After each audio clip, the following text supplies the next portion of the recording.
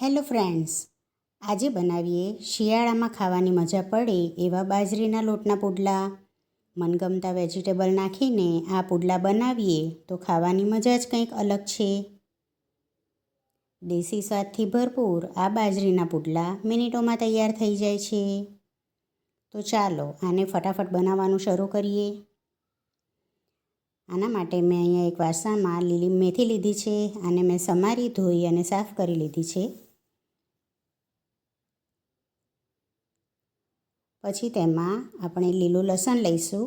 આને પણ મેં સમારી અને સાફ કરી લીધું છે. મેં અહીંયા શિયાળામાં મળતા વેજીટેબલનો ઉપયોગ કર્યો છે. અહીંયા છીણેલું ગાજર લીધું છે, જેનાથી દેખાવ સુંદર લાગશે. અહીંયા સમારેલા મોળા લીલા મરચાં લીધા છે.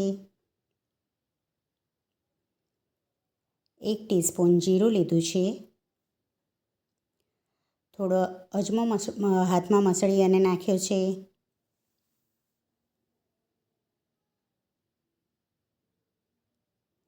આ પુડલા ઇમ્યુનિટી વધારનાર પણ છે, એટલે લંચ, ડિનર કે બ્રેકફાસ્ટ માટે હેલ્ધી ઓપ્શન પણ છે. હવે અહીંયા સ્વાદ પ્રમાણે મેં મીઠું નાખ્યું છે. 1 ટીસ્પૂન લાલ મરચું પાવડર નાખ્યો છે અને અડધી ટીસ્પૂન હળદર નાખી છે.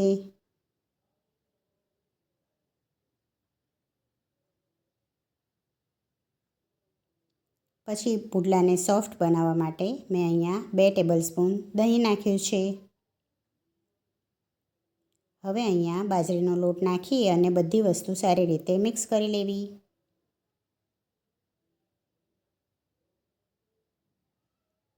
બધું સારી રીતે મિક્સ થાય પછી એમાં મેં થોડું પાણી નાખી અને તેનું ખીરું બનાવી લીધું છે. આનું ખીરું એકદમ પાતળું ના કરવું, થોડુંક ઘટ્ટ રાખવું, એટલે પુડલા સારી રીતે બનશે. જુઓ, અહીંયા પુડલાનું ખીરું એકદમ સરસ તૈયાર છે. આવી કન્સિસ્ટન્સી રાખવી. હવે તેને ઢાંકી અને 10 મિનિટ પલળવા દઈશું. હવે મેં અહીંયા એક નોનસ્ટિક તવો ગ્રીસ કરી લીધો છે. હવે તેની ઉપર હું તલ મૂકીશ, એટલે દેખાવ સુંદર લાગે. તલ પણ શિયાળામાં ખાઈએ તો કેલ્શિયમનો ભરપૂર સ્ત્રોત છે. હવે અહીંયા 2 ચમચા બેટર લઈશ અને હું સારી રીતે તેને પાથરી દઈશ.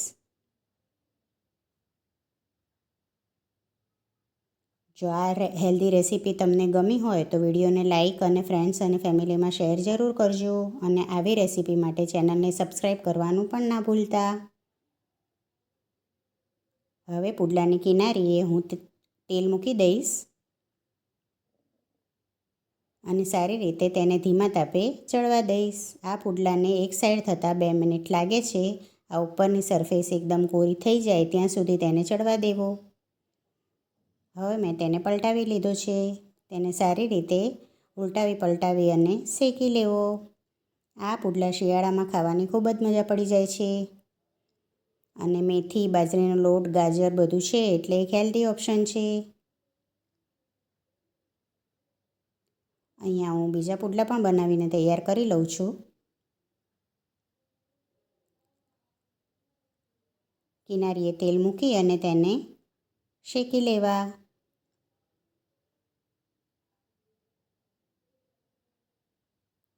આવી નવી રેસીપી જોવા માટે મારી ચેનલને સબસ્ક્રાઈબ કરવાનું ના ભૂલતા. આવજો.